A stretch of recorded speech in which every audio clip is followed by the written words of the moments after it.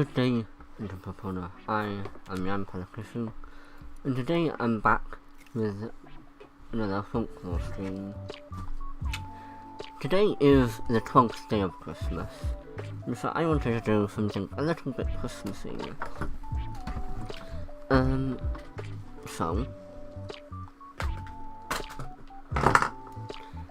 So I gathered a bunch of tales, beliefs, closer, of some festive animals, mostly reindeer, but I do have a partridge tale as well. And no, that's not entirely accurate. Let me describe what has happened. Reindeer, they're the main topic for this stream. Reindeer are a very, very important animal to many cultures. They're fairly widespread in the most northern edges of our globe, and the people who live alongside them, they are incredibly important, obviously from a survival point of view, but also from a spiritual point of view as well. For example, the Gurkha and Chatan of Mongolia, they, as I've mentioned, are incredibly connected to the reindeer.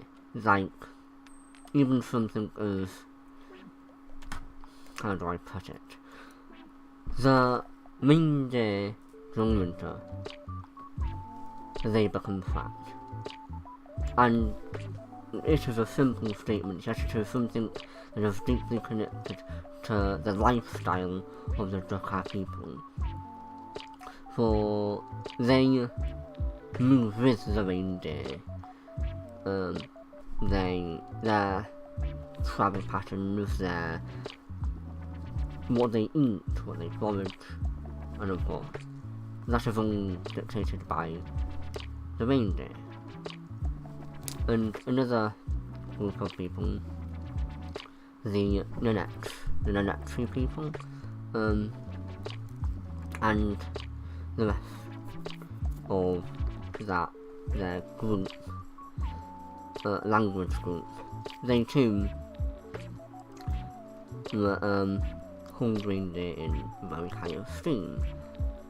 And so, it is no surprise that, obviously, there are stories about reindeer.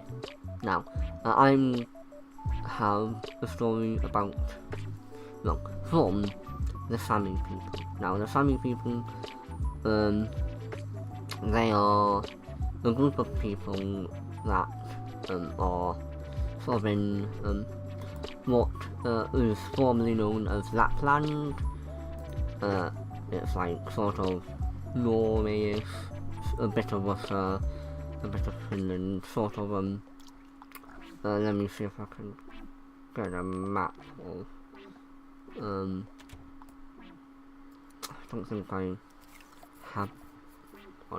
have a map of where they live, but just Finland and Norway and that sort of region. As I said, the area formerly known as Lapland.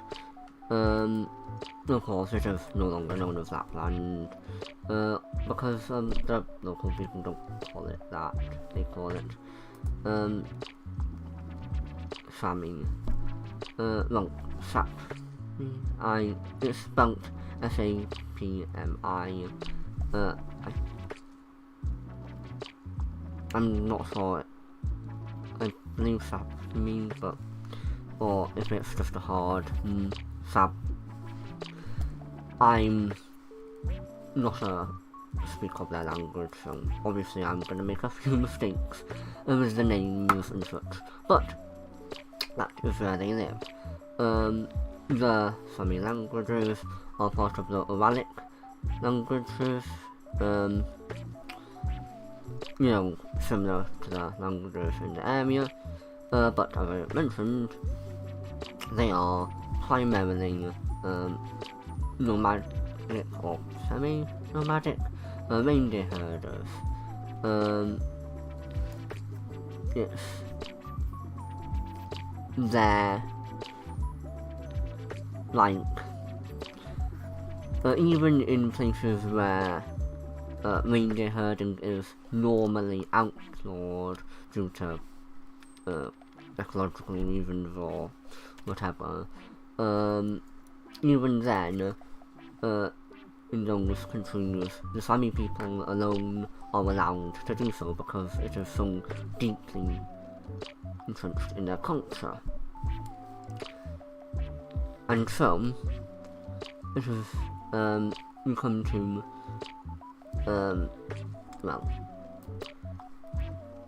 their beliefs, and, this one particular story I'm going to be going through. I said I collected stories, the main story is mostly just about one narrative. One narrative about the creation of the Sami people. I say Sami people, but there are various peoples involved in these stories, and I say stories because obviously there are many different versions of these, of this tale, with common motifs throughout them, obviously, but it's never as easy as a single version, and this is doubly true because these have been passed down through orally, naturally, and so these are not like Greek myths which have been written down and we can see what they were like at every point in time, and their beliefs are no longer living. These are living stories told to this day, and worthy of respect that one would give to any living story. I am obviously referring to them as folklore and folk stories and tales and such, but it is important to point out that these are beliefs, and I describe them as tales and stories only as a description of these are stories told by folk, rather than describing them as untrue, though I personally do not ascribe to these beliefs. But that's enough preamble. Let's get into the actual meat and potatoes, reindeer and potatoes, I suppose, because that is the main thing. So, the creation story of the Sami peoples is an interesting one. So you see, the Sami, quite reasonably, believe that they are descended from animals, specifically from reindeer. So you see, in a land far away, where no mortal can reach, at least not in their lifetime, beyond a river of blood with waves that breathe and stones like liver, the Meandis got. There's another land, a land of reindeers, and here, long ago, there is a woman. She is a witch. She can transform into a reindeer herself.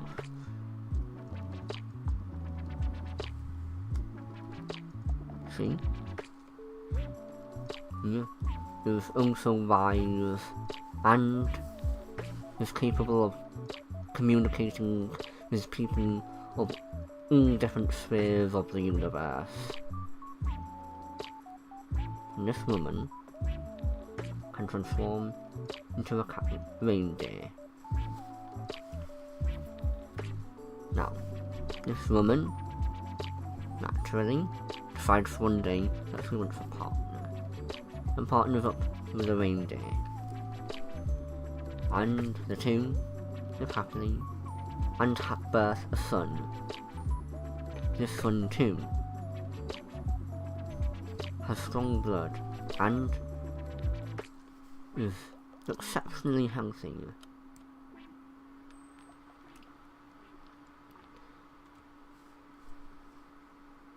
He grows up with the blood of both human and reindeer, and is capable of turning into a reindeer himself.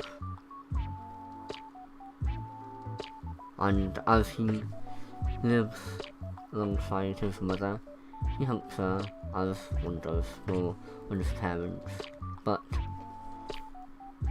life yearns, and he yearns to travel, and so one day he says his goodbyes and leaves thus for the land across the meandering spot of the river blood of lungs and liver, travels to Ireland, and that is where they say the Sami people come from.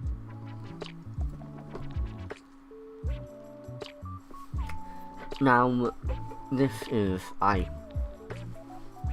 personally think that just from an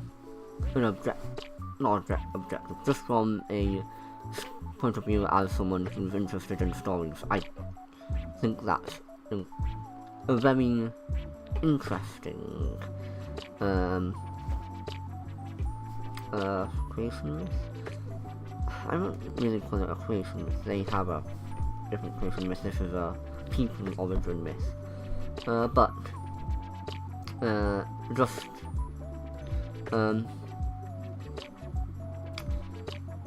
the sort of description of the river of blood is just incredibly evocative, and also incredibly fitting if you've ever cutting open something or someone for whatever reason.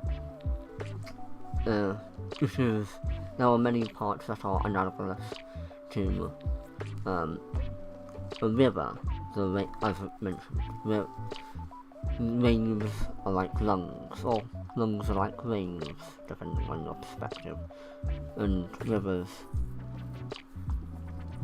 flow like veins filled with water, or in this case, blood. So this is the story of Meandish's birth and early life. But of course, like many heroes, I suppose, this is only where the story begins. But before that, I would like to talk a bit about the different versions of this story.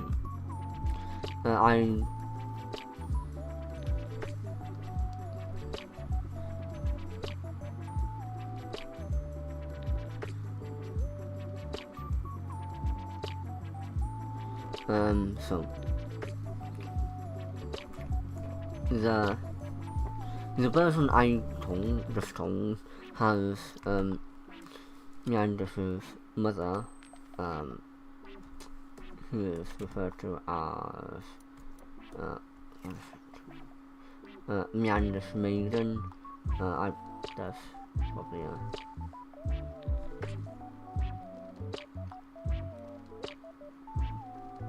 Meandish Nisht, and also I've been mispronouncing the river is meanders, jog. Still mispronouncing it, but I should be mispronouncing it a little less. But meanders is the river. Anyway, obviously the version I told has meanders. Meanders used being an old wise woman who can transform into a reindeer. This isn't the only interpretation of Meanders used. In some versions of the tale, she is a younger maiden who has no partner yet gives birth to Meanders and his younger siblings, all of whom can transform into reindeer without a partner. And of course, what exactly happens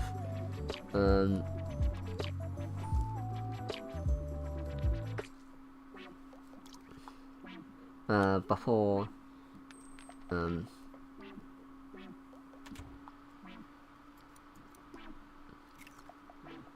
before he crosses the river Sharou is debated. In some versions, obviously, he simply helps out his mother.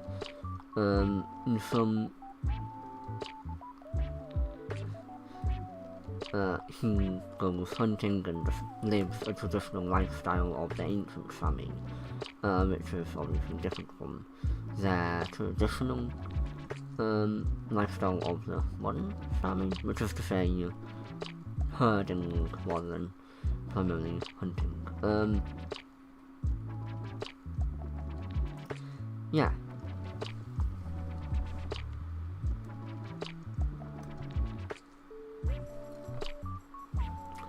Next, of course, comes, well, I suppose, important part. I'm not sure if I describe it as the important part. It is the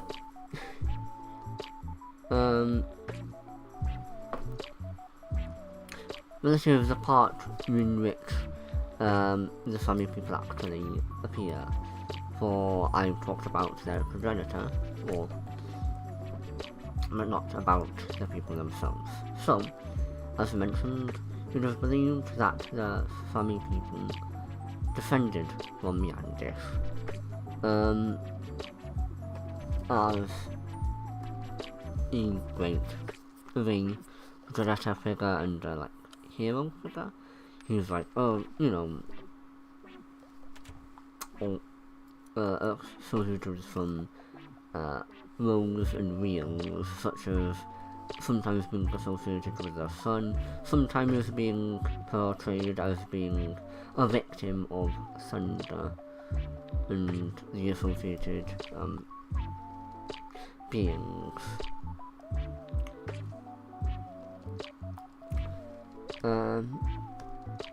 But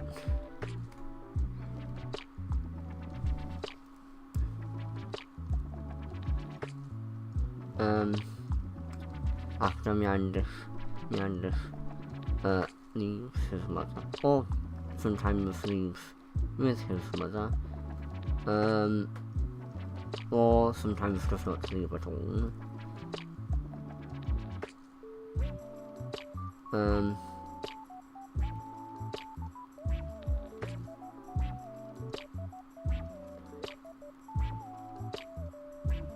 Regardless, Meanders is, well, he's at this point, he's a strapping young man.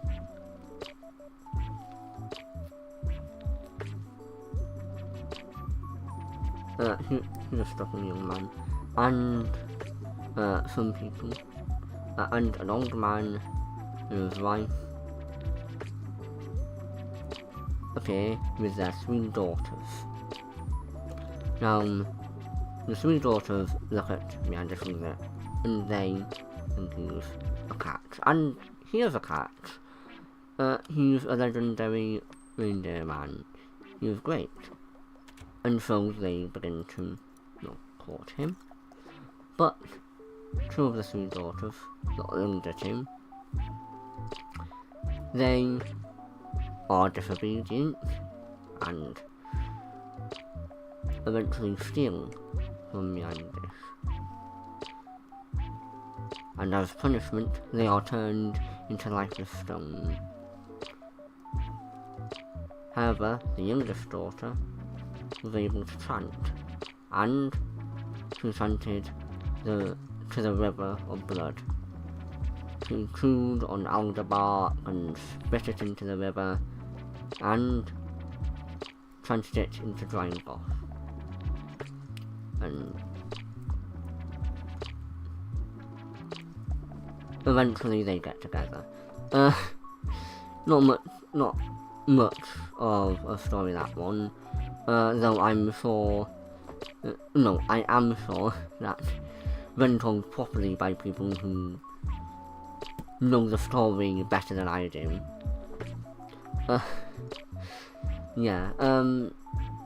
I apologise for being a bit.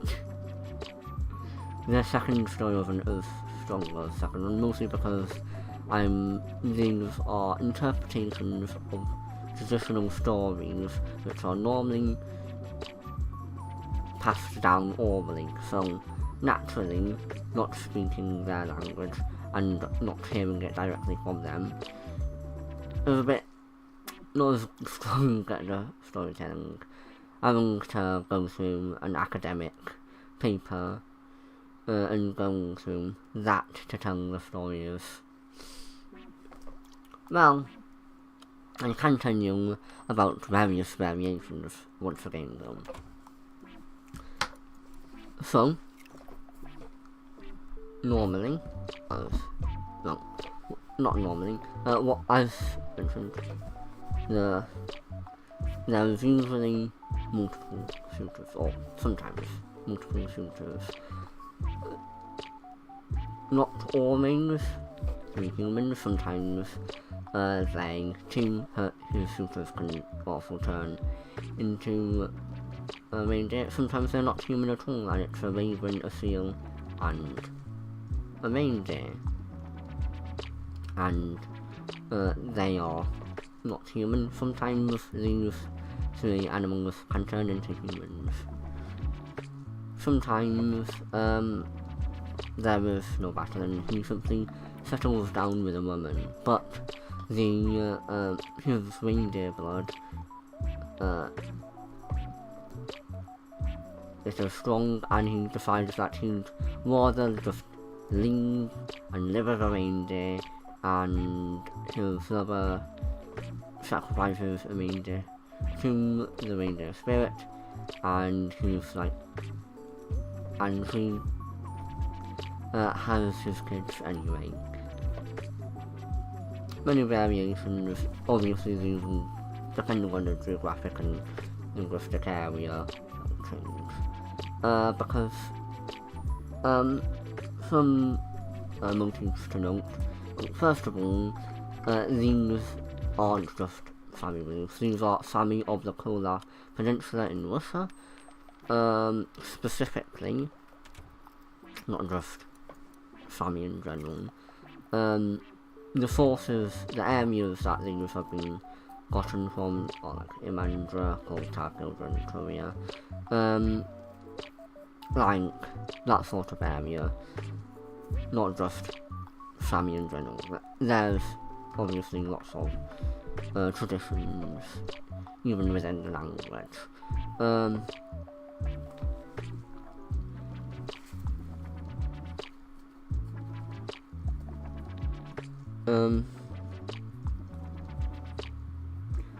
I never mentioned about Meander's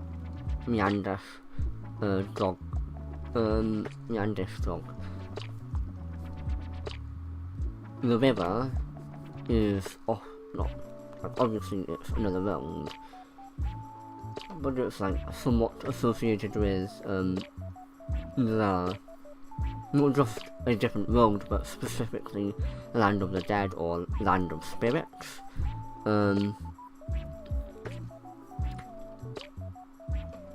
I believe in one, as I mentioned, like, one of the stories has the, one of his suitors seeing, drive up the river as Ren courting him.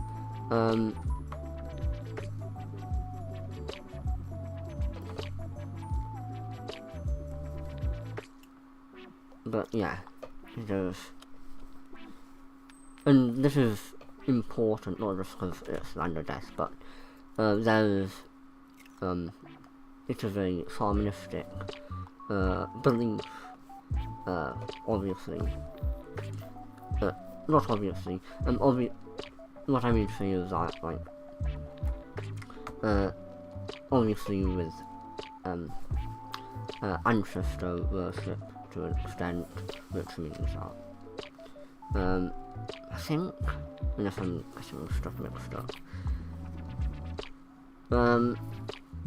I've been really apologies for not having the stronger story of telling, because last time I've been trying to find stories through academic journals rather than straight retellings, and it's gotten a bit to my head. Should have written down a proper version to tell and then gone into the deets properly like I normally do, but whatever. Now my head's feeling a bit fuzzy after talking more about that, so I think I'm going to talk about something entirely different. I mentioned before that it was the 12th day of Christmas, which is why I'm doing Reindeer, but originally I wanted to do partridges, but I couldn't actually find many partridge folktales, stories and myths, which is a shame, but I was able to find one, and it's a doozy. So, this is just gonna be a bonus at the end after telling some Yandish stories. I wanted to tell some Ninette stories, but I couldn't find any, which is a shame because I remember finding some before, specifically on their two gods and their three spirits. The three spirits, one of which is specifically about reindeer, and I'm trying finding it, but I've lost where I read about it, and no point complaining about it. I'm just gonna tell you a funny part of the story. Oh, it's not funny, it's Greek, it's a Greek tragedy, but, so, Daidai is probably a name you know. And of ancient Greek fame, he was known for many great creations. But he is not the only genius in his family. No, his sister, Perdix, has a son. Perdix. Don't question it. He's given various names, but we're going for Perdix for this particular tale. Now, just like Daidai, he is smart, very smart. Too smart, maybe. Oh, one day he walks along the seashore, picks up a serpent's jaw, looks at it, takes a piece of iron, and thinks, I can do something with this. He draws notches along the piece of iron, and what do you know? He's invented the saw. Another time, this Perdix is looking at a couple of pieces of iron, thinks, I can do something with this. Binds them together at one end, sharpens each other, and what do you know? You have a compass. A compass for drawing circles, not for knowing the direction. Anyway, yes. Perdix is very smart, so his sister has him learn under Daedalus, because, as mentioned, Daedalus is also real gosh darn smart. But upon seeing his nephew's accomplishments, he goes to a very high tower and just kicks him off, just plummets to his death. But Athena, as you know, is the goddess of, among other things, knowledge. And she sees this Perdix and is like, no, I don't want you dead, and turns him into a partridge. And so, that is why the partridge is not fond of flying, and tends to favour hedges rather than trees. So on that is most partridges. I believe the red partridge, red-feathered partridge. I cannot recall the name off the top of my head. What's it called? The red-legged partridge, that's its name. The red-legged partridge from France does nest in trees, and that's why the partridge is found in a pear tree. But regardless of partridge facts, Perdix has been turned into a partridge, but his story does not end here. So you see, Daedalus' story does not end there either. Daedalus, after everyone saw him throw his nephew off a tower, it was like, mate, you are fucked up. Get out of here.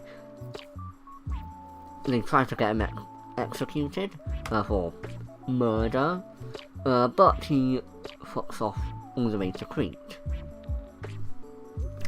He lives in Crete for a bit. Minos does his little bit of heresy. Minos' wife does a little bit of bestiality, and the Minotaur is born.